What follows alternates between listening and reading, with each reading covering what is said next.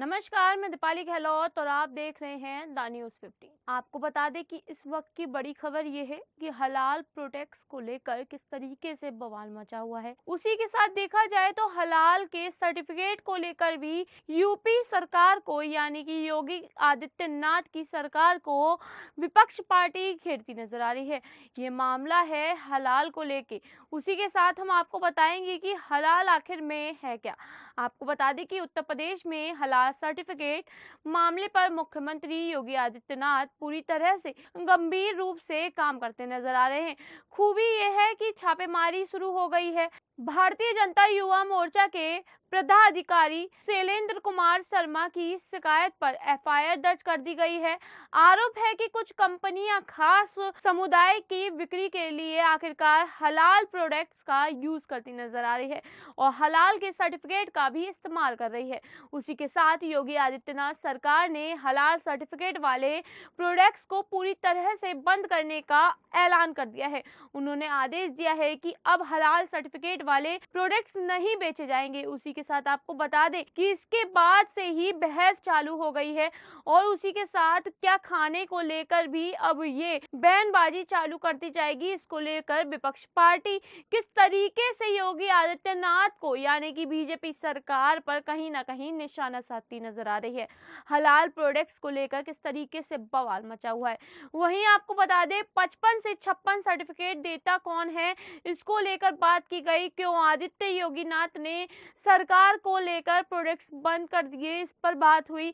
उसी के साथ आपको बता दें कि हलाल जो है अरबी शब्द माना जाता है। ये अरबी शब्द है, इसका हिंदी में मतलब होता है स्वीकार्य। उसी के साथ आपको बता दें कि कुरान शरीफ में 2 अरबी शब्दों का जिक्र किया है, हलाल और हराम। लेकिन आम बोलचाल की भाषा में भी और व्यवहारिक तौर पर भी हलाल शब्द को खाने के साथ न्यर्थी माना गया है।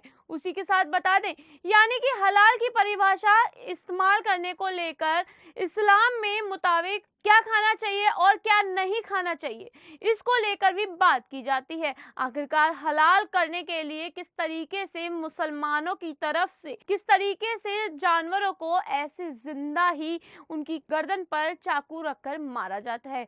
आपको बता दें कि इस्लाम के मुताबिक जो 2 चीजें हर हाल में हराम हैं वो है सूअर का मांस और शराब। आखिरकार मुसलमानों के लिए ये 2 चीज हराम मानी गई हैं। उसी के साथ बता दें हलाल आखिरकार होता क्या है और इसकी प्रक्रिया क्या है करने की। आपको बता दें कि प्रक्रिया जो भी मांस हलाल है उस पर बात की जाए, आखिरकार उसके बारे में साफ साफ बताना पड़ता है कि वो मांस जानवर का होता है और उसी के साथ आपको बता दें कि कैसे मारा गया उस जानवर को जिस पर हलाल का नाम लगाया जाता है। हालांकि अगर सिर्फ भारतीय परिप्रेक्ष्य से देखा जाए तो हलाल शब्द को जानवर के मारने के तरीके के तौर पर देखे जाने वाली चीज होती है। हलाल तरीके से जानवरों को कत्ल करना माना जाता है। आखिरकार हलाल के लिए जानवर की गर्दन की नस पर एक कट लगाया जाता है जिसके बाद उसका खून निकलता है। लेकिन बहस एक ही बात का ध्यान रखना पड़ता है कि हलाल मीट के लिए जानवर जिंदा रहना चाहिए। ये आखिरकार हलाल के लिए शर्त मानी गई है। उसी के साथ बता दें कि जानवरों के कत्ल के दौरान सारदा पढ़ा जाता है जो कि अरबी शब्द है आखिरकार जिसका मतलब है अल्लाह में यकीन रखना। जानवरों के कत्ल के दौरान ये सारी चीजों का ध्यान रखा जाता है। आखिरकार हलाल को करने के लिए काफी सारे नियमों का भी पालन किया जाता है। उसी के साथ बता दें कि अज़दुआन का इलाज जो है हलाल में किस तरीके से किया गया है, वहां पर किस तरीके से हलाल को किया जाता है। आखिरकार हलाल को लेकर हिंदुओं ने भी अपनी प्रक्रिया जाहिर की है। उन्होंने बताया है कि हलाल में किस तरीके से जानवरों का कत्ल किया जाता है और ये कितना दर्दनाक होता होगा। उसी के साथ हिंदू या सिख जानवरों का कत्ल करने के लिए इकट्ठा टर्म का इस्तेमाल करते हैं जिसमें चाकू के एक ही बार से जानवर की मौत हो जाती है, उससे ज्यादा दर्द ना हो। और उसी के साथ देखा जाए तो मुसलमानों में माना जाता है कि हलाल में आखिरकार जानवरों को दर्द होगा तो फिर हलाल मीट जो है मीठा और अच्छा मिलेगा।